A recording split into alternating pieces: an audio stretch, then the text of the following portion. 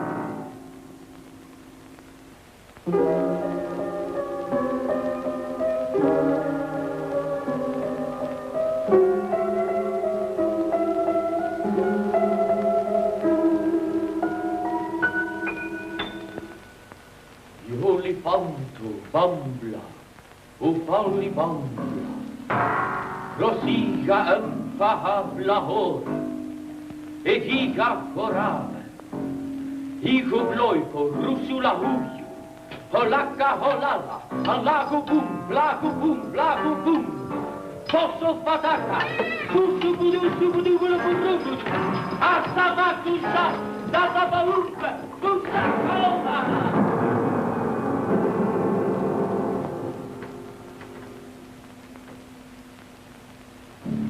Ahoy, ahoy, ouais, c'est bien, prenez les sacots, chaîne, quand l'air, grenade, rhum, commentaire, brûler, gire, mieux, l'œil, cheval, blanc, lame, rhum, serpent, carré, dépendance, mes amis, dorénavant, terre, très intéressant, aiguille, des morsures équatoriales.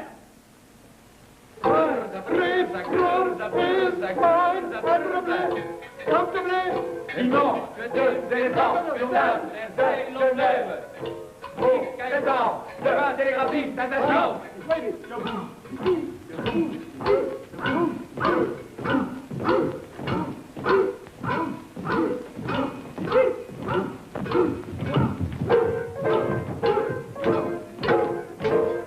Dans l'église après la messe, le secteur dit à la comtesse, adieu Mathilde, mon cher, c'est ici, la rue Sandy avec le bagage à travers la ville. Le métronome, son cinéma, la propre de j'adore, était un casino du Sycamore. L'admirable n'a rien trouvé, l'admirable n'a rien trouvé. Regardez-moi bien, je suis idiot, je suis un farceur, je suis un fumiste. Regardez-moi bien, je suis laid, mon visage n'a pas d'expression, je suis petit, je suis comme vous tous.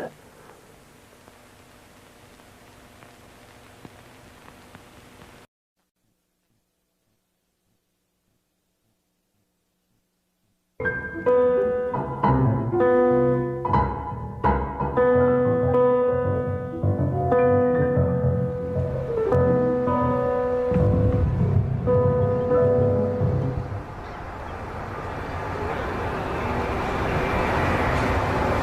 vie est une chose délicieuse à vivre quand on la vit avec plaisir. Et ça a été mon humour, si vous voulez.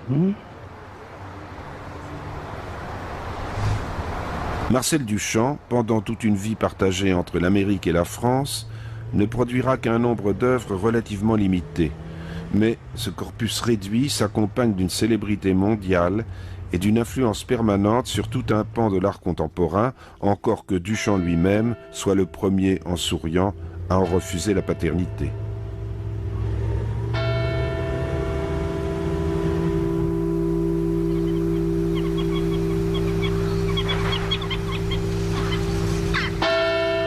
Né en 1887 à Blainville-Crevon en Normandie, près de Rouen, Marcel Duchamp était le troisième de 6 enfants, dont les 4 premiers devinrent les membres de l'illustre confrérie d'artistes Duchamp, frères et sœurs, Jacques Villon, Raymond Duchamp-Villon, Marcel Duchamp et Suzanne Duchamp. Leur père était notaire et leurs grands-parents cafetiers en Auvergne. Du côté maternel, leur grand-père était aquafortiste et sa fille, leur mère, avait hérité de lui un joli coup de crayon qu'elle leur avait transmis. À Blainville, la famille Duchamp habitait une demeure bourgeoise. Derrière la maison s'étendait un petit parc ouvert à l'est sur la verdoyante vallée du Crevon et offrant au sud une jolie vue sur l'église et son fin clocher d'ardoise.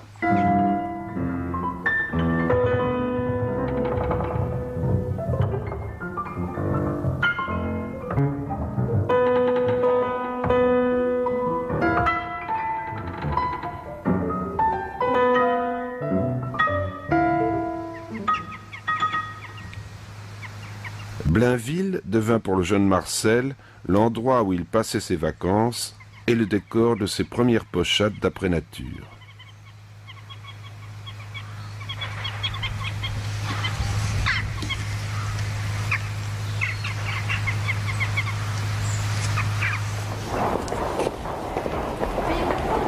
Après avoir fréquenté l'école communale du bourg, Duchamp fut mis en pension à Rouen au lycée Corneille. Dans la capitale normande, il découvrit le cinématographe, le gaz d'éclairage et toutes les inventions qui fleurirent à la fin du siècle dernier. Aussi surprenant que cela puisse paraître, son père ne fit aucune objection, son bachot passé, à ce qu'il suive les traces de ses 2 frères et à y étudier l'art à Paris. Dans la joyeuse ambiance montmartroise du Paris fin de siècle, Duchamp se consola vite de son échec au concours d'entrée à l'école des Beaux-Arts et fréquenta un temps l'Académie Julian, où il apprit les ficelles du métier et les recettes d'atelier. Les humoristes le fascinaient. Il les trouvait inégalables dans l'art de faire des jeux de mots, et lorsqu'en 1907 s'ouvrit leur premier salon, il était des leurs. Parce que t'es long à te peigner. La critique était aisée, mais l'arrêt, difficile. Jusqu'en 1911, Duchamp mena une carrière routinière de peintre exposant aux indépendants et au salon d'automne. De l'impressionnisme, il passa au fauvisme, puis subit un temps l'influence de Cézanne. J'avais été influencé comme tout le monde. Quand on a 20 ans, on ne peut pas éviter de l'être. Mais dès 23 ou 24 ans, je crois, vers cet âge-là, j'ai voulu me débarrasser autant que possible, sachant qu'il existait une chose qui s'appelle influence, et qui est peut-être néfaste si elle est exagérée. Il y a cette idée, chez moi en tout cas, que la peinture pure, pour elle-même, n'est pas intéressante en soi comme but. La peinture est un moyen qui justifie la fin, et la fin est autre. Pour moi, la fin est une combinaison, ou du moins une expression que seule la matière grise peut arriver à donner. Vous me direz que la matière grise, ça ne veut rien dire. C'est un peu un choix de termes difficile, mais c'est pour faire comprendre mon idée que je ne m'arrête pas à la peinture simplement physique.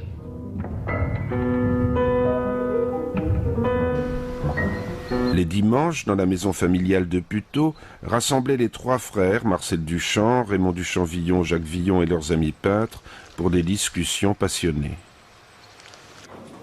Duchamp, fasciné par le scandale des peintres cubistes, mit tous ses espoirs dans un tableau destiné au Salon des Indépendants de 1912, le nu descendant un escalier.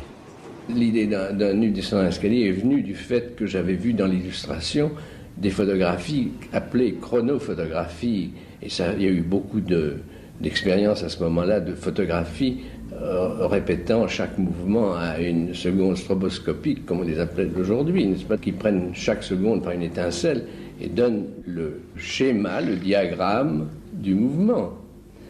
On pourra me répondre que ça ne donne pas du tout l'idée du mouvement. En effet, ça ne la donne pas, mais ça la décrit. Et après tout, un tableau est un diagramme d'une idée. Et dans ce cas-là, ça n'avait pas été fait. Si ça n'a pas été fait, ça peut être intéressant à faire. Chaque époque a du mal à trouver des choses qui n'ont pas été faites.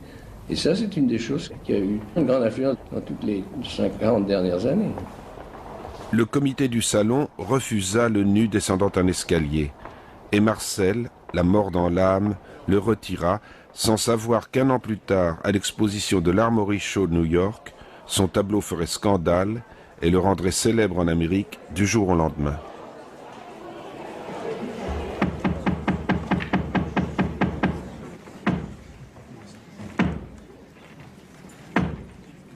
Le 10 juin 1912, entraîné par le poète Guillaume Apollinaire et l'exubérant peintre Francis Picabia, Duchamp passe en leur compagnie une inoubliable soirée au Théâtre Antoine où l'on joue Impression d'Afrique, une pièce que Raymond Roussel a tirée de son livre. Tandis que dans la salle fusent les sifflets et les cris, les attractions défilant sur la scène fascinent Duchamp. Un ver de terre jouant de la cithare, l'horloge avant du pays de Cocagne, la statue en baleine de corset roulant sur des rails en mou de veau. Ce soir-là s'ouvre pour Duchamp une fenêtre sur quelque chose de vraiment nouveau, une influence spirituelle se substituant aux influences formelles subies jusque-là.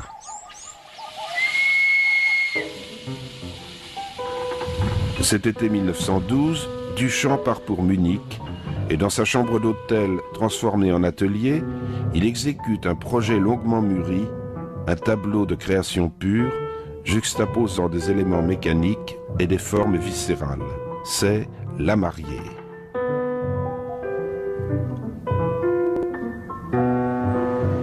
Au 1er de l'an 1913, Duchamp fit son habituelle visite à ses parents installés à Rouen. En se promenant, il redécouvrit au 13 de la rue Beauvoisine le magasin du chocolatier Gamelin. La machine à vapeur à balancier y rythmait toujours le fonctionnement de la petite manufacture installée dans la vitrine depuis le milieu du XIXe siècle. Le mélangeur aux 2 lourds cylindres de granit lui apparut comme une mécanique indispensable à des célibataires qui, c'est bien connu, broient leur chocolat eux-mêmes. Sans nul doute, il tenait là un des éléments de la machine célibataire qu'il voulait confronter à la mariée munichoise.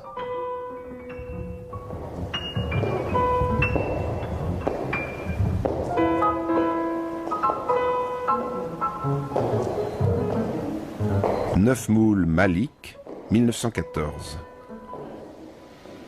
En août 1914, la guerre éclate. Réformé, Duchamp n'est pas mobilisable. Il décide de s'embarquer pour New York. Je suis arrivé ici avec une sorte de pédigré. J'avais fait cette espèce de succès en 1913 à l'Armory Show et par conséquent, les gens me regardaient un petit peu comme une bête curieuse. Surtout que ce succès avait été un succès de scandale essentiellement. Et ça m'a permis de me servir de cet état de choses pour en profiter, si vous voulez, pour avoir une sorte de vie agréable ici. En tout cas, je n'arrivais pas ici comme un immigrant. C'est principalement auprès des mécènes et collectionneurs Louise et Walter Arensberg et Catherine Dreyer que Duchamp trouvera le soutien artistique et matériel qui ne lui fera jamais défaut en Amérique. La reconnaissance française, elle, ne se manifestera guère avant les années 60. Rien dorénavant n'égalait aux yeux de Marcel Duchamp la beauté des produits dispensés par l'ère industrielle. Plus même, il trouvait en certains de ces objets la matérialisation parfaite de ses concepts. L'heure était donc venue de passer aux actes. Il acheta un sèche-bouteille, appelé à cause de son apparence hérisson, et le signa. La première œuvre d'art toute faite était née.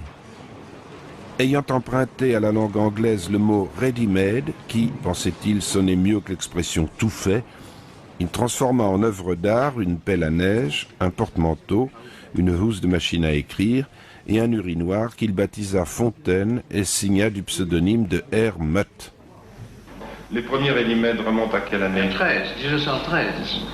La première chose, c'est une roue de bicyclette que j'ai simplement mis sur un tabouret, puis je l'ai regardé tourner. Alors là, il y avait en plus, dans ce ready-made, il y avait en plus du ready-made, il y avait le fait qui tournait, c'est-à-dire le mouvement était compris dans l'idée. Ensuite, il y a eu le porte-bouteille, en 14. Ensuite, en 15, 16, il y en a eu d'autres, 3, 4. Mais depuis très longtemps, j'en fais pas, vous savez, j'en fais plus. Parce que justement, il y a le danger à en faire trop. Et parce que n'importe quoi, vous savez, aussi laid que ce soit, aussi indifférent que ce soit, deviendra beau et joli après 40 ans. Vous êtes tranquille. Alors, c'est très inquiétant, c'est pas pour l'idée même du ready-made.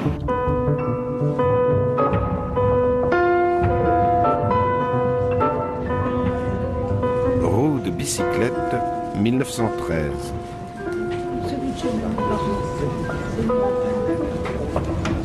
In Advance of the Broken Arm, en prévision du bras cassé, 1915. Porte-chapeau, 1917. À bruit secret, 1916. Pelote de ficelle entre deux plaques de laiton renfermant un objet non identifié. Trébuchet, 1917.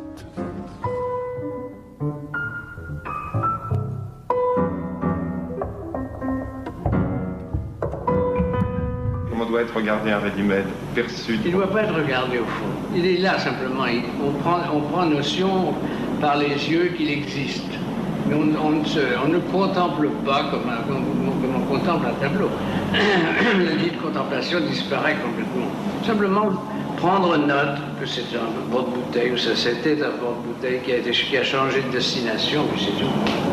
Vous n'avez pas besoin de le regarder pour entrer dans le domaine des ready-made. Comprenez-vous ce que je veux dire? Il n'y a plus de question de visualité. L'œuvre d'art n'est plus visible, pour ainsi dire. Elle est complètement matière grise. Elle n'est plus rétinienne. C'est ce que je veux dire. Why not sneeze? Pourquoi ne pas éternuer? 152 morceaux de sucre en marbre, hausse de sèche, thermomètre, baignoire, dans une cage à oiseaux, 1921. C'est un phénomène, les gens se sont intéressés à ça, ils ont probablement trouvé qu'il y avait quelque chose de plus qu'une anecdote ou qu'une fantaisie d'un artiste un peu fou, comme vous voulez croire que je suis pas fou du tout, vous savez.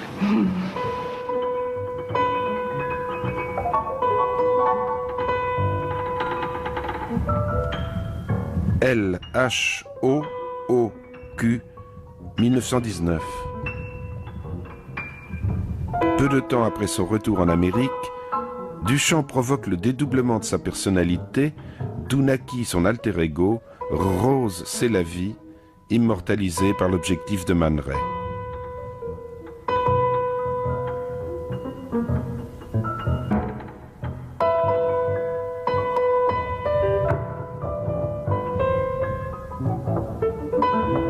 Belle haleine, eau de voilette, 1921. Rose, c'est la vie devint très vite illustre par ses calembours et contrepétries qu'elle distillait telle la Pythie parlant aux prêtres de Delphes. Du dos de la cuillère au cul de la douairière, faut-il mettre la moelle de l'épée dans le poil de l'aimé? À charge de revanche, à verge de rechange. Tel Léonard de Vinci, Duchamp était devenu une sorte d'ingénieur, élaborant dans le secret de son atelier les épures compliquées de ce qui allait devenir La mariée mise à nu par ses célibataires même, aussi appelé le Grand Vert. Duchamp rassembla ses notes et esquisses de travail en facsimilé dans sa fameuse boîte verte de 1934. Quand j'ai fait ce vers, mon intention était non pas de faire une peinture à regarder, mais une peinture simplement servie du tube de peinture pour exprimer une idée. Qu'on l'appelle littéraire n'est pas en cause du tout, parce que le mot littéraire a un sens très vaste et pas du tout convaincant. J'ai voulu donc ajouter à ce grand vers un livre, ou plutôt un catalogue. Et cette idée de mélanger les deux choses n'est pas une du tout, à mon avis, n'a aucun caractère littéraire, parce que la littérature, c'est la poésie, les poèmes en prose, c'est tout à fait une chose complètement différente, qui peut en tout cas se mélanger avec. Et ça avait au moins l'avantage pour moi de me débarrasser de cette idée peinture pour peinture, peinture pure, qui pour moi, qui a été dès 1913 mon point de départ pour faire ce que j'ai fait. Pendant que Rose Sélavy se délectait dans l'art de la contrepétrie, Duchamp peinait pour terminer le Grand Vert. Et en 1923, il prit la décision irrévocable de le laisser inachevé. Rentrant en France, il se consacre aux jeux d'échecs, participant à de nombreux championnats comme membre de l'équipe de France pendant une dizaine d'années où la légende veut qu'il ait abandonné l'art. Je n'ai pas fait aucun vœu de m'arrêter. Je n'ai même jamais décidé de m'arrêter. Je me suis arrêté peut-être à moitié par paresse ou par manque d'idées, car je ne peins pas pour peindre. Oui, je me suis jamais considéré comme un peintre au sens vraiment professionnel du mot. La peinture est un moyen parmi d'autres pour une certaine fin. En 1935, il voulut avoir un contact direct avec le peuple et loua un stand au 33e concours Lépine où il présenta une œuvre d'art de série à la portée de toutes les bourses.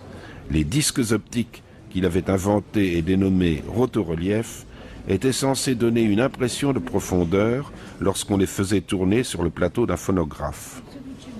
Tous ces objets qui sont ronds, de forme, avec un axe symétrique, une forme de symétrie qui, en tournant avec la déformation de l'excentricité, arrive à donner une illusion de troisième dimension qui n'est pas de l'accommodation ordinaire des yeux, mais qui au contraire peut être vue, cette troisième dimension, avec un seul œil.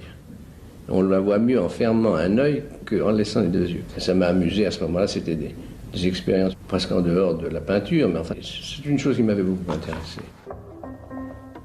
Le jury du Salon des Inventions lui décerna une mention honorable, mais le succès populaire attendu ne se produisit pas, et à la fin de l'exposition, il dut remballer sa marchandise. De nos jours, c'est à l'hôtel Drouot que ça se passe. 50 000, 55 000, 60 000, 62 000,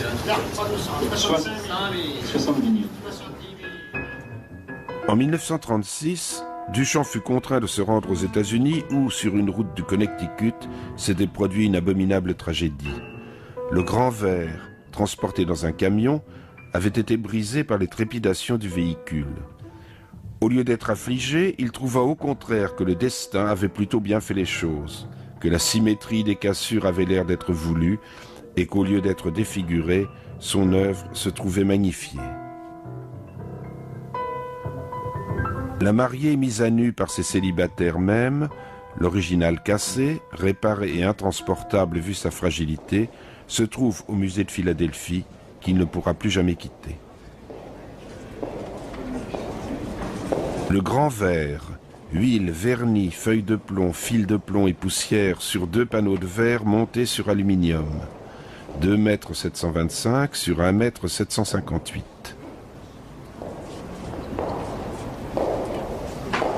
Dans la partie haute, une pluie de fêlures venant de la Voie lactée, trouée de 3 pistons de courant d'air, traverse la mariée. Dans la partie basse, les cassures émanant des 9 moules Malik se propagent vers le moulin à eau, les tamis, la broyeuse de chocolat, et seule les témoins oculistes sont sortis presque indemnes de l'accident. Le grand ver, qui n'a rien perdu de son mystère, continue, tel le sphinx d'Égypte, à défier les exégètes. Mais pourquoi ces célibataires même? Le mot « c'est » est très simple encore, puisque c'est un possessif, une traduction de l'idée de possession. Et justement, quel marié a des célibataires à sa disposition? Personne n'en sait rien. Si vous voulez, appelez-le poétique, c'est une idée, je n'ai même pas abracadabrante, mais enfin, amusante à penser. Ça dirige votre esprit dans une direction à laquelle vous n'attendiez pas. Mais ce qui m'a intéressé encore plus, c'est le mot « même » qui suit. Parce que alors, par ces célibataires, même n'est pas S, c'est pas les célibataires eux-mêmes, c'est même un adverbe qui n'a aucun sens à ce moment-là, qui vient comme des cheveux sur la soupe à la fin de cette phrase. Et ça a beaucoup intéressé Breton et tous les surréalistes, parce qu'ils s'en sont servis après, justement à cause de cette indécision, imprécision, et quand même, ça ne fait pas non-sens. Ça n'est même pas du non-sens, mais ça donne une direction. Une direction très inquiétante. Très inquiétante. Oui. Donc, vous voyez, c'est une veine que j'aimais bien exploiter, ou que j'essayais d'exploiter. Au milieu des années 30, Marcel Duchamp conçoit un musée portatif de l'ensemble de ses œuvres, dont il réalise minutieusement chacune des reproductions. C'est la boîte en valise. Comme je pensais que ça pouvait justement se grouper en une petite valise comme ça pouvait être intéressant à regarder au point de vue renseignement, simplement au point de vue informatif, et pour moi aussi une sorte de considération générale, mais je vous dis sans idée très arrêtée quand je l'ai fait. Au début, j'en ai fait une vingtaine moi-même, les valises. Je les ai fabriquées moi-même, puis après ça m'embêtait tellement que je les ai fait faire par d'autres, et je les fais encore faire par d'autres. Parce qu'en somme, c'est une sorte de vissage, et pas autre chose, n'est-ce pas? Vissage, collage, etc., de reproduction. Mais enfin, j'ai composé la forme de la valise elle-même, ce qui n'est pas du tout extraordinaire. Mais enfin.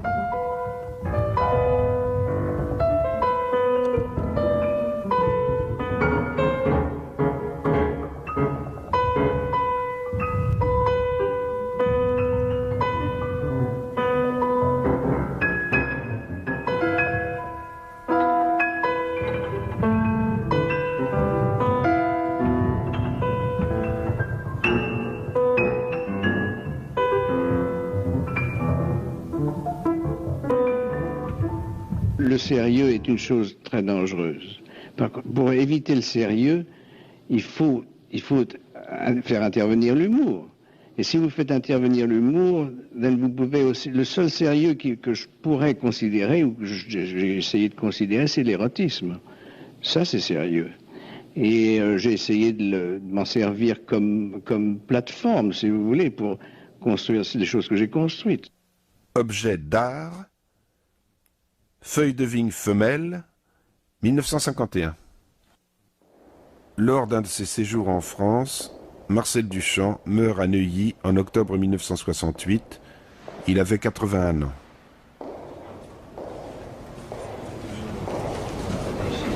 Mais Duchamp avait décidé qu'il n'entrerait pas dans l'histoire sous les traits d'un vieux rebelle repenti. Le fils de notaire qu'il n'avait cessé d'être allait léguer à la postérité une œuvre qu'on ne découvrirait qu'après sa mort. Ce fut une sensation car personne ne s'était douté que dans le plus grand secret, il avait durant 20 ans travaillé à ce qui allait devenir son chef-d'œuvre, étant donné premièrement la chute d'eau, deuxièmement le gaz d'éclairage.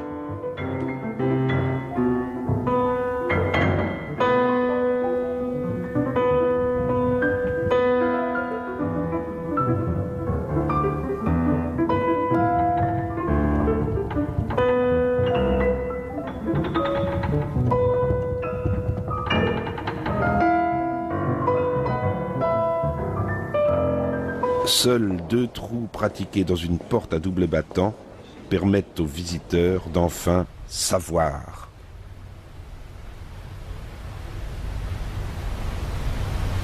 Alors, sans pudeur, une femme allongée dans un buisson et bercée par le perpétuel mouvement d'une lointaine cascade offre pour l'éternité sa nudité aux voyeurs de tous les temps.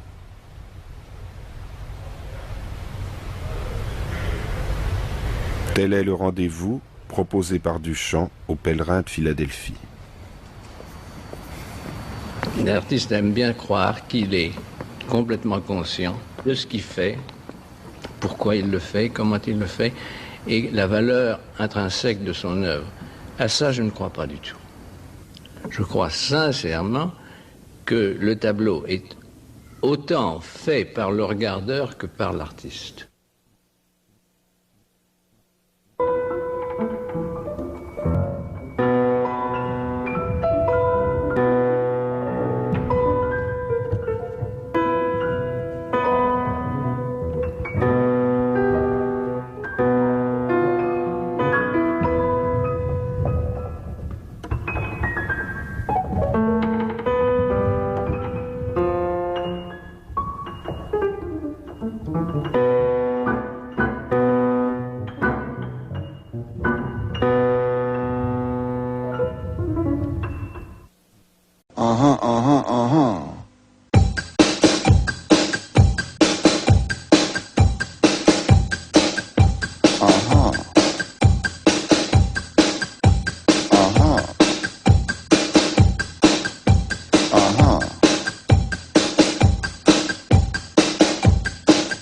Was ist los mit dir, mein Schatz? Aha.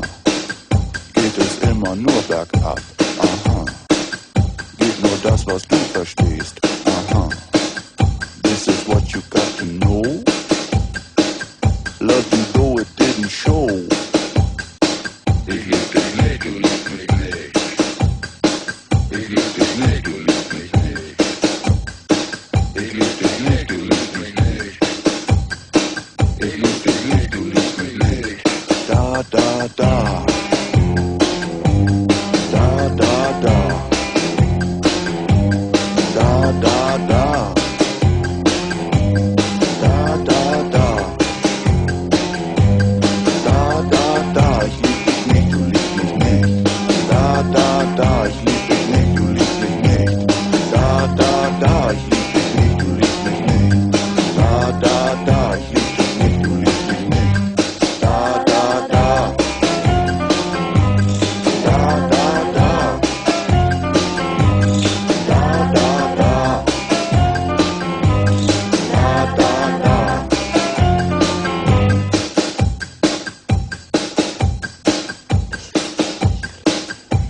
Aha. Aha.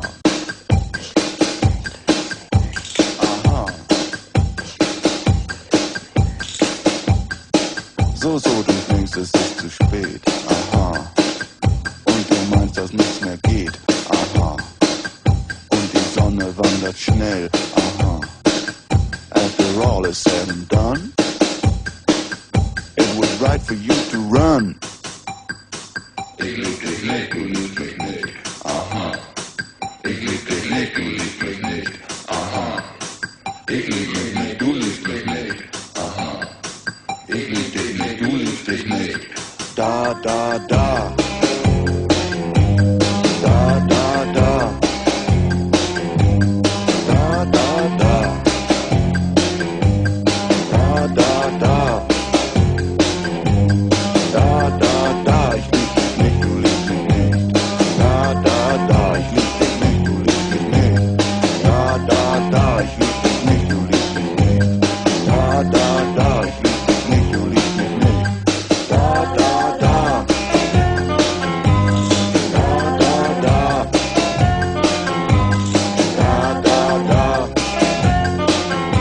Da, da, da. Da, da, da. Da, da, da. Ich lieb dich nicht, du liebst mich nicht. Da, da, da. Ich lieb dich nicht, du liebst mich nicht. Da, da, da. Ich lieb dich nicht, du liebst mich nicht.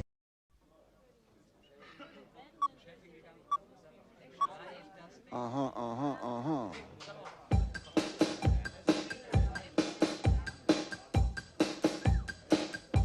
Aha. Aha. Aha. Was ist los mit dir, mein Schatz? Aha. Geht es immer nur bergab? Aha. Geht nur das, was was du verstehst. Aha. This is what you got to know. Loved you though it didn't show. Ich lieb dich nicht, du liebst mich nicht. Ich lieb dich nicht, du liebst mich nicht. Ich lieb dich nicht, du liebst mich nicht. Ich lieb dich nicht, du liebst mich nicht. Da, da, da. Da, da, da. Da, da, da. Da, da, da. Da, da, da. Ich lieb dich nicht, du liebst mich nicht. Da, da, da. Ich lieb dich nicht, du liebst mich nicht.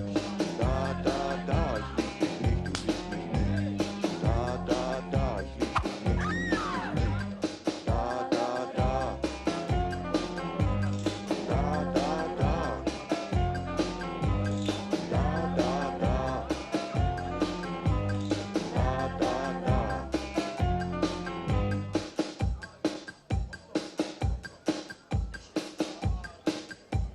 Aha. Aha. Aha.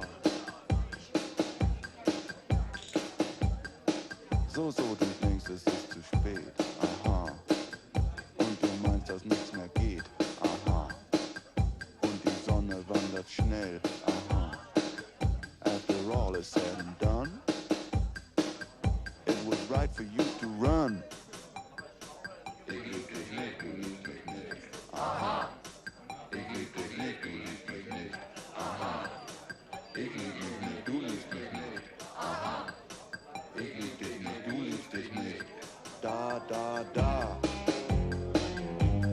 Da, da, da. Da, da, da. Da, da, da. Da, da, da. Ich lieb dich nicht, du liebst mich nicht. Da, da, da. Ich lieb dich nicht, du liebst mich nicht. Da, da, da. Ich lieb dich nicht, du liebst mich nicht. Da, da, da. Ich lieb dich nicht, du liebst mich nicht. Da, da, da. Da, da, da. Da, da, da. Da, da, da. Da, da, da. Ich lieb dich nicht, du liebst mich nicht. Da, da, da. Ich lieb dich nicht, du liebst mich nicht. Rolling out your phone.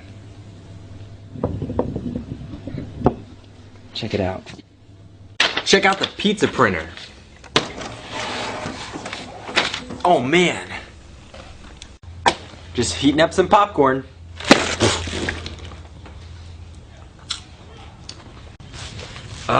Don't you hate the spinny wheel of death? Just bringing home the bacon.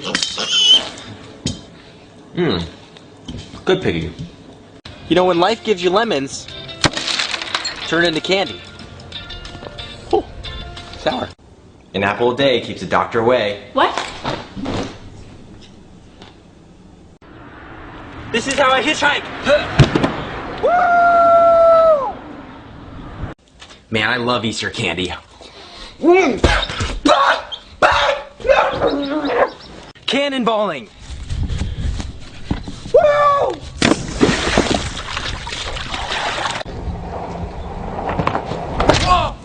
That's why you always wear a helmet. Pillow fight! Wait, what? Whoa! Did I win? Up, up, and away!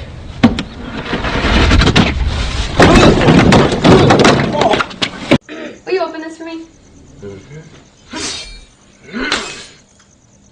Thanks. Wiggle, wiggle, wiggle. Wiggle, wiggle, wiggle.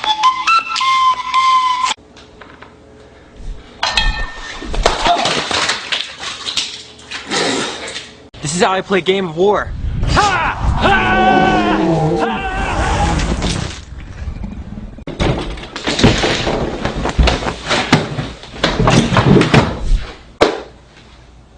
Invisibility.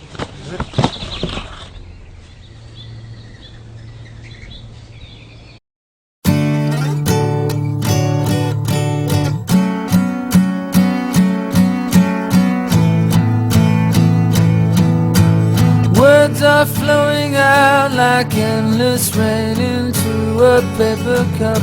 They slither while they pass, they slip away across the universe. Pools of sorrow, waves of joy are drifting through my open mind, possessing and caressing me.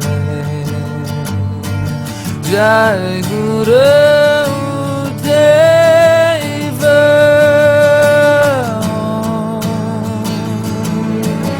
Nothing's gonna change my world.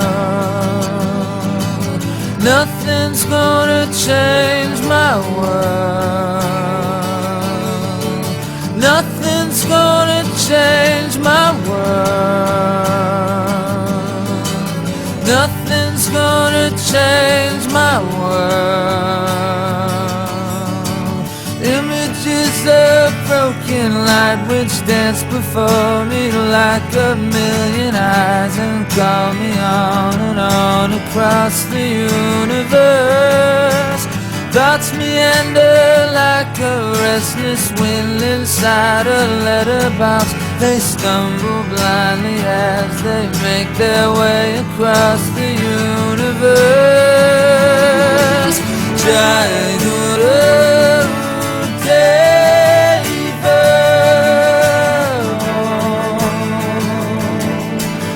Nothing's gonna change my world. Nothing's gonna change my world.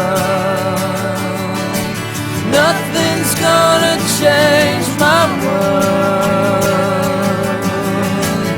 Nothing's gonna change my world. Sounds of laughter, shades of earth are ringing through my open mind, inciting and inviting me. Limitless, undying love which shines around me like a million suns and calls me on and on across the universe. Jai Guru Deva.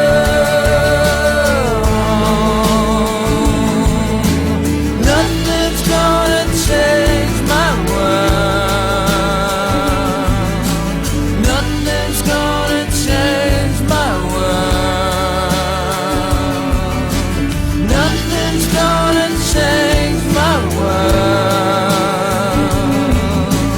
Nothing's gonna change my world. Nothing's gonna change my world. Nothing's gonna change my world. Nothing's gonna change my world. Nothing's gonna change my world. Jai Guru Deva. Jai Guru Deva. Jai Guru Deva. Jai Guru Deva.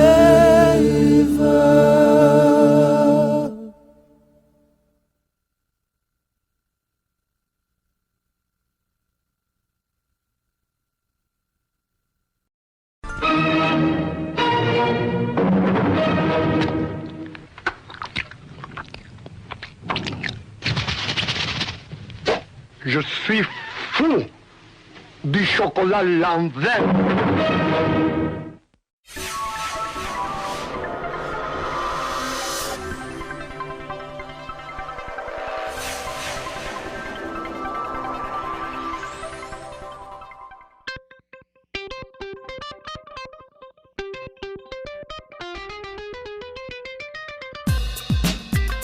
Bom, uma exposição como essa demanda muito tempo de negociação, muita energia. Foram 5 anos conversando com os detentores desse acervo, né? A Fundação Gala Dalí, na Espanha, o Museu Reina Sofia e o Museu Salvador Dalí, na Flórida.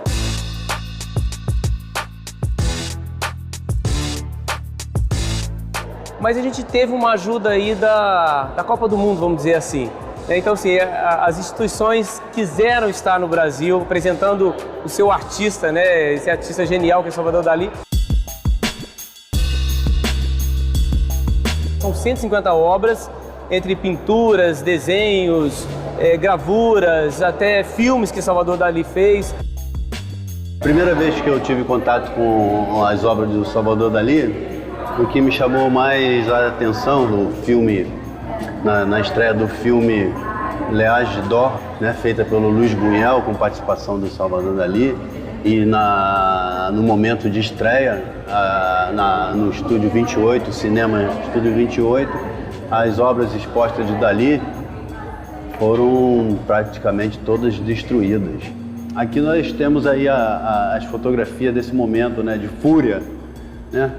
Olha aí, a plateia não comeu pipoca, quebrou geral. E a ideia da exposição ela sempre foi pensada assim, contar, não só trazer as obras de Dalí, as obras surrealistas, mas contar sobre o artista Dalí. Bom, a expectativa de público é muito grande e está, inclusive, nos surpreendendo. E a gente chegou a ter pico de 12 mil pessoas aqui num dia. Então está surpreendendo até nós mesmos.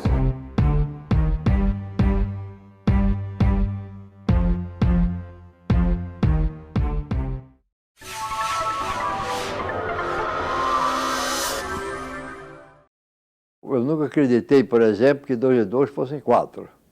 Eu acho que a realidade da arte, do espírito, não é igual à realidade matemática. Nós vivemos de outra realidade e não a realidade matemática. Eu vim ao mundo em 1907.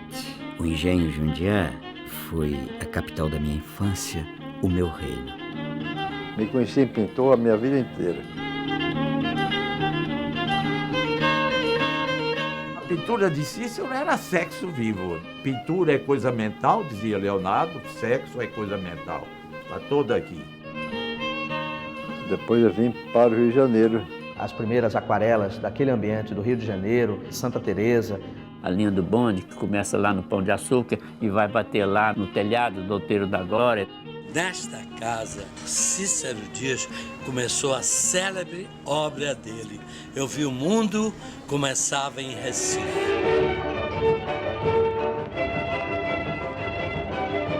Era a Guernica brasileira.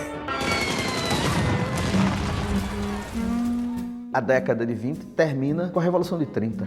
Para a vida de Cícero Dias, havia também a tensão, digamos, existencial. Ele foi morar em Paris, porque de Cavalcante disse, você ficando aí não vai aprender mais nada, venha-se embora para Paris. La mer. Ele já se integra a um núcleo de intelectuais e artistas e pintores. O telefone do Picasso era mantido em nome de Cícero Dias. O Cícero levou o poema de Loire. Raimundo costurou no bolso dele. Ele ficou o tempo todo com manuscritos no paletó. Era um grito de liberdade contra os nazistas, né? E foi jogado pela RAF sobre a França ocupada. Sur mes cahiers d'écolier, sur mon pupitre. Fisicamente o Cícero morava aqui, mas a cabeça do Cícero estava em Recife. Essa raiz poderosa nordestina se sentiu traída quando Cícero Dias chegou aqui com uma pintura picassiana. Foi um escândalo em Pernambuco. Era uma questão, não era mais intelectual, não era de saúde pública. Foi nesse ambiente que Cícero Dias inaugurou a exposição dele, né? Para mim, é como se fosse um abre de César. Este azul é chamado pelos gregos, pelos egípcios, Pátria Celeste, pátria. Isto é uma pátria.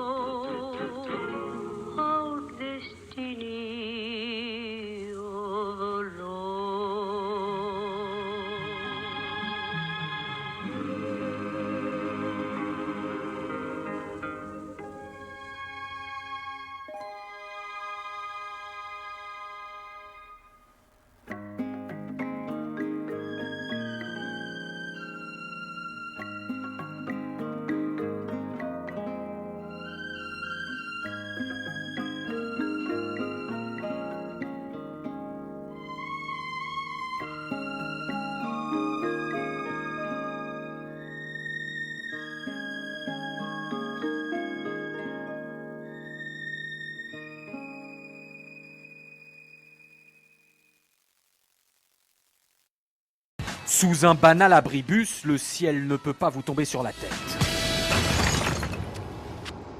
Eh bien si. Comment réagiriez-vous si sous vos yeux, un monstre à tentacules sortait des égouts de Londres? Ou si vous vous trouviez dans la ligne de mire d'une invasion d'extraterrestres? Incroyable et pourtant presque vrai tant ce piège est réaliste. Cet abribus, théâtre d'une campagne publicitaire pour une boisson, a fait sensation ces derniers jours sur Oxford Street, en plein cœur de Londres. Le système est très efficace. La paroi en verre est en fait un écran. Auparavant, une caméra a été installée. Elle filme la rue en direct, ce qui accentue le réalisme. Une image de tigre, par exemple, est incrustée au milieu des personnes réelles. L'effet est saisissant. D'autres publicitaires plaisantins, cette fois-ci pour le compte d'un fabricant de téléviseurs, ont eu l'idée d'infliger la frousse de leur vie aux usagers d'un ascenseur. Les publicitaires britanniques ont compris qu'à l'heure d'Internet, personne ne partagera sur les réseaux sociaux une banale publicité, sauf si elle est férocement drôle et qu'elle génère les réactions sur le vif de ces infortunées victimes. Avec les Américains, les Anglais ont été précurseurs des publicités vivantes au milieu d'une foule. La plus célèbre, il y a 5 ans, pour une marque de téléphonie mobile, avait infiltré des danseurs parmi une foule de voyageurs, transformant sous leurs yeux ébahis le quotidien de la gare de Liverpool Street. L'une des dernières publicités vivantes qui a marqué les Londoniens est celle de ce célèbre magicien anglais pour une marque de boisson. Accroché comme en lévitation à un bus à Impérial. Devant des milliers de Londoniens et de touristes, il a réussi l'exploit, ce jour-là, de voler la vedette à l'abbaye de Westminster et même à Big Ben. Et comme tous les magiciens, il n'a jamais révélé son secret.